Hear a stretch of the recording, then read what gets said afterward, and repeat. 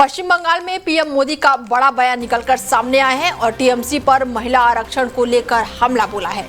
संसद और आरक्षण मुद्दे पर राजनीति और साथ ही बंगाल की राजनीति में एक बार फिर से वो गर्मा गई है। बड़ी जानकारी निकलकर सामने आ रही है कि पश्चिम बंगाल के दौरे पर पहुंचे प्रधानमंत्री नरेंद्र मोदी ने बड़ा बयान दिया है। इसके साथ ही महिला सशक्तिकरण और आरक्षण को लेकर विपक्षी दल ममता बनर्जी की पार्टी टीएमसी पर तीखा हमला भी बोला है। उन्होंने कहा कि बीजेपी की पहचान महिला सशक्तिकरण और महिला सुरक्षा से जुड़ी हुई है और देश भर में महिलाओं का समर्थन पार्टी को मिल रहा है।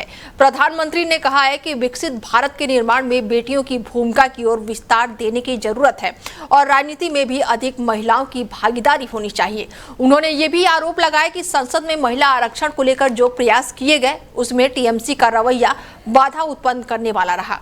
पीएम मोदी ने कहा कि 33% महिला आरक्षण को लागू करना और उसकी समय सीमा तय करने की दिशा में प्रयास किए गए, लेकिन कुछ राजनीतिक दलों की सोच इसके विपरीत रही। उन्होंने इस बंगाल की महिलाओं के साथ अन्याय बताया है और कहा है कि इससे महिलाओं की राजनीतिक प्रतिबद्धता इस पर असर पड़ेगा। भाषण के दौरान प्रधानमंत्री ने महिला सुरक्षा और सशक्तिकरण को बीजेपी की प्राथमिकता बताते हुए कहा कि सरकार लगातार इस दिशा में कदम उठा रही है ताकि राजनीति में महिलाओं की भागीदारी बढ़ सके। बीजेपी की पहचान ही महिला सशक्तिकरण से है, महिला सुरक्षा से है। इसलिए देश के हर राज्य में बहनें, बेटियां बीजेपी को सबसे अधिक आशीर्वाद देती हैं। हम चाहते हैं कि विकसित भारत बनाने में बेटियों की भूमिका का विस्तार हो। राजनीति में भी ज्यादा से ज्यादा बेटियां आए, लेकिन साथियों,